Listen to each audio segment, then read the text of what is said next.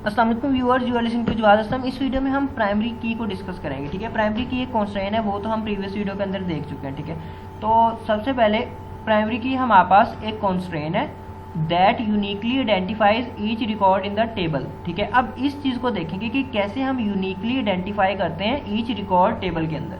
ठीक है, रिकॉर्ड का मतलब होता है टपल या रो। ठीक है, मतलब हॉरिजॉन्टल लाइन, एक किसी भी एक पर्सन का रिकॉर्ड। ओके, सबसे पहले तो ये कॉन्स्ट्रेंट है यूनिक और नॉट नल। जो हमारे पास दो कॉन्स्ट्रेंट है, यूनिक कॉन्स्ट्रेंट और नॉट नल कॉन्स्ट्रेंट का ये जो कॉन्स्ट्रेंट है ये कम्बिनेशन है। ठीक है, ये यूनिक भी होता है और ये नॉट नल भी होता है। ठीक है, और table can have only one primary की। ठीक है, एक टेबल के अंदर सिर्फ एक एट्रीब्यूट ही ऐसा हो सकता है जिसे आप प्राइमरी की बनाते हो। ठीक है, अब इसकी एग्जांपल करते हैं। सबसे पहले मैं यहाँ पे ना एक टेबल बनाता हूँ, क्रिएट टेबल। टेबल का नेम है फॉर एग्जांपल फवाद, और इस टेबल के अंदर जो एट्रीब्यूट्स हैं वो यहाँ पे मैं फॉर एग्जांपल देता हूँ जी नेम, और ये जो है इसकी डाटा टाइप है var4, और यहाँ पे इसकी लेंथ है 30, और यहाँ पे कॉन्स्ट्रेंट मैं इसे दे देता हूँ फॉर एग्जांपल प्राइमरी की। ठीक है, सबसे पहले हम देख रहे हैं कि एक टेबल के अंदर क्या एक से ज़्यादा प्राइमरी की हो सकती है।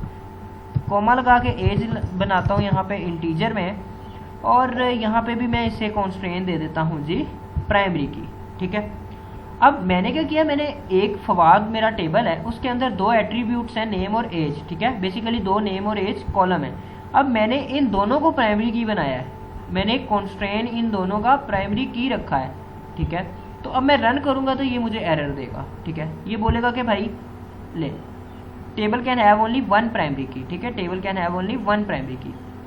अब मैं क्या करता हूँ कि अब मुझे ये रिमूव करना होगा। ठीक है, एक को प्राइमरी की बनाना होगा। ओके, अब मैं क्या करता हूँ कि मैं एक टेबल बनाता हूँ सिंपल सा। ये तो हो गया ना कि एक टेबल के अंदर एक ही प्राइमरी की हो सकती है। ठीक है, अब मैं यहाँ पे इसको मैं कर देता हूँ नॉट नल कॉन्स्ट्रेंट, और एज को भी मैं कर देता हूँ फॉर एग्जांपल नॉट नल, और यहाँ पे कोई मैं तीसरा बनाता हूँ CNIC मेरा, ये मेरा होगा इंटीजर के अंदर, ये होगा मेरा प्राइमरी की। ठीक है, और यहाँ पे मेरा फॉर एग्जांपल फादर नेम है कोई फादर, ये भी जो है ये var4 के अंदर होगा, और इसको जो है 30 लेंथ है। ठीक है, ओरेकल के अंदर var4 और var2 सेम ही होते हैं। अब ओके, अब क्या होगा, अब मैं रन करता हूँ तो अब ये मेरा एक टेबल क्रिएट हो जाएगा। ठीक है, जिसके अंदर नेम एज CNIC और फादर के 4 कॉलम होंगे, और CNIC का जो कॉलम है वो प्राइमरी की कॉन्स्ट्रेंट है। ठीक है, प्राइमरी की कॉन्स्ट्रेंट। अब मैं रन करता हूँ पहले तो इसे। ओके, बन गया टेबल। ठीक है, वो मैंने सेकंड टाइम किया तो इस वजह से बोल रहा है कि name is already use by, मतलब इस नाम से पहले से टेबल मौजूद है।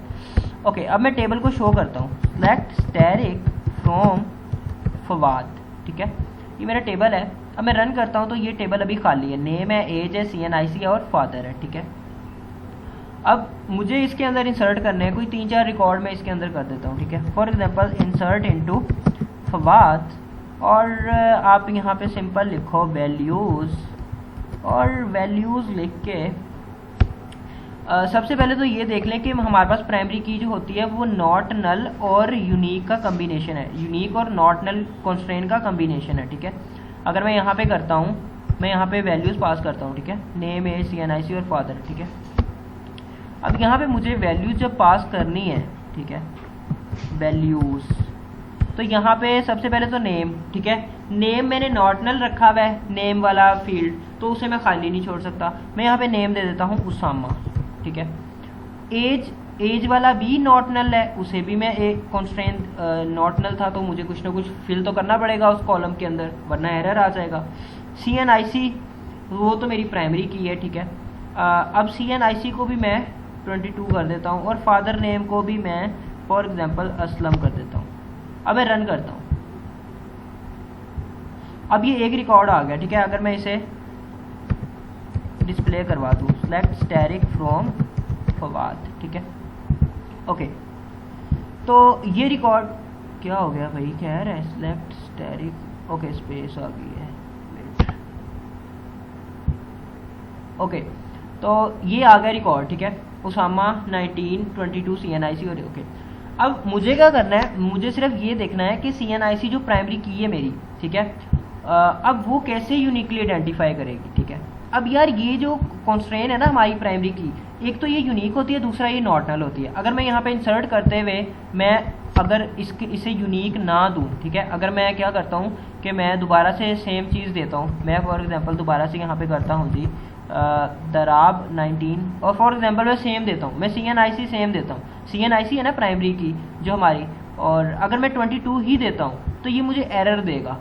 मैं रन करता हूँ, ये बोलेगा यूनिक कॉन्स्ट्रेंट जो है वो वायलेट कर रहे हैं आप। वो कैसे वायलेट कर रहे हैं, क्योंकि मैं उसे दे रहा हूँ 22 CNIC के कॉलम के अंदर, इंटर कर दो। अब CNIC हमारा एक प्राइमरी की है, बेसिकली उस कॉलम के अंदर हम एक तो यूनिक वैल्यूज़ होंगी और दूसरा नॉट नल, मतलब कि एक तो आप इसे खाली भी नहीं छोड़ सकते जब आप डाटा फिल कर रहे हो इस टेबल के अंदर, और ना ही आप इसको क्या कर सकते हो कि यूनिक होंगी कॉपी नहीं होंगी। मतलब अब 22 तो पहले पड़ा हुआ है, अब मैं दोबारा 22 दे रहा हूँ तो भाई फिर वो यूनिकनेस तो ना हुई, ठीक है।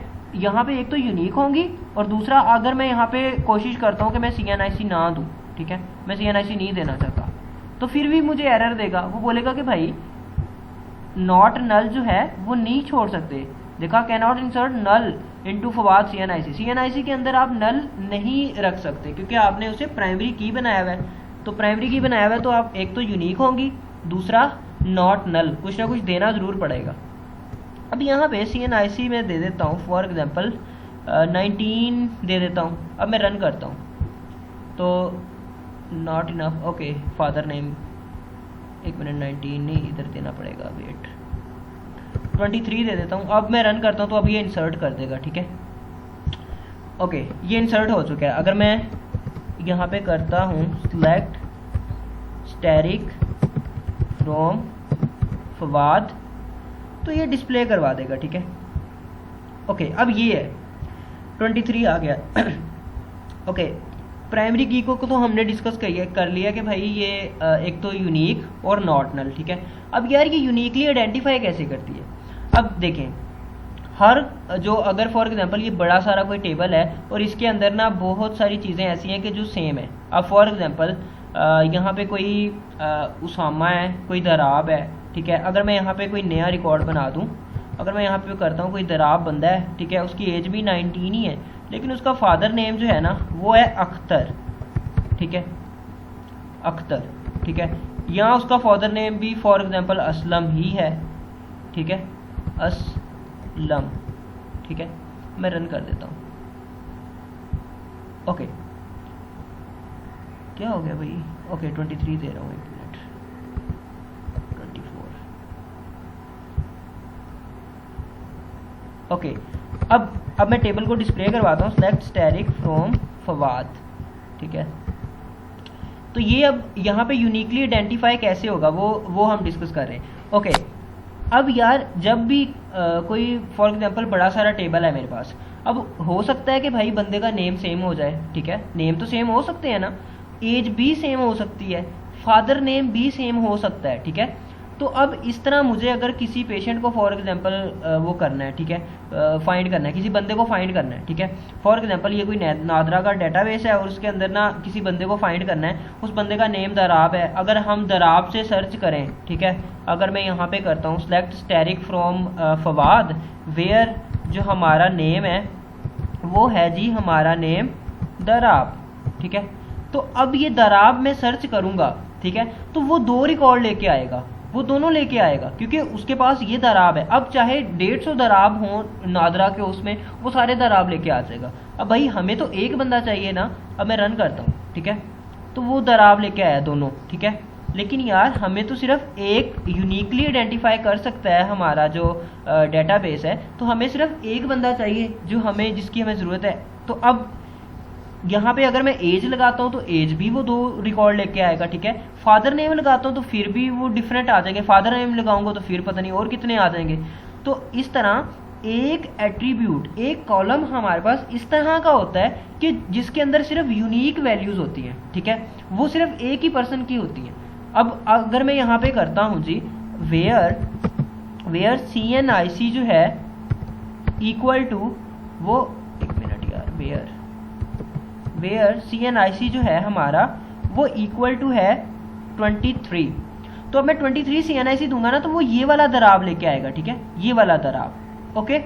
24 वाला दराब कोई और है, ठीक है, 23 वाला कोई और है, ठीक है। इनका और भी डाटा होगा जो डिफरेंट हो सकता है, ठीक है। तो अब एक चीज़ जो है, जो चीज़ मतलब यूनिक है, ये वाली CNIC, अब इससे हम डिफर करते हैं। अब मैं रन करता हूँ तो अब ये एक ही बंदा लेके आया, ठीक है। अब ये जो है इसने यूनिकली आइडेंटिफाई किया दराब को टेबल में से, ठीक है। तो इस चीज़ को आप बोलते हो प्राइमरी की, जो यूनिकली जो है रिकॉर्ड को आइडेंटिफाई किया आपने, ठीक है। CNIC एक प्राइमरी की हमारी, ये कुछ भी हो सकती है, लाइसेंस हो सकता है, लाइसेंस नंबर मतलब हो सकता है आपका यूनिवर्सिटी का। ज़्यादातर यही होता है कि अगर हॉस्पिटल वगैरह में, तो हॉस्पिटल में पेशेंट ID फॉर एग्जांपल वो प्राइमरी की होती है आमतौर पे, ठीक है। तो उससे आप पेशेंट ID लिखते हैं और उस पेशेंट का रिकॉर्ड आता है सिर्फ, ठीक है। अगर आप नेम से सर्च करो या फादर नेम या कुछ और, तो फिर बहुत सारी चीज़ें आएंगी, ठीक है। तो इस तरह ये यूनिकली आइडेंटिफाई करती है प्राइमरी की। तो बाकी जो है वो नेक्स्ट वीडियो में डिस्कस करेंगे फॉरेन की।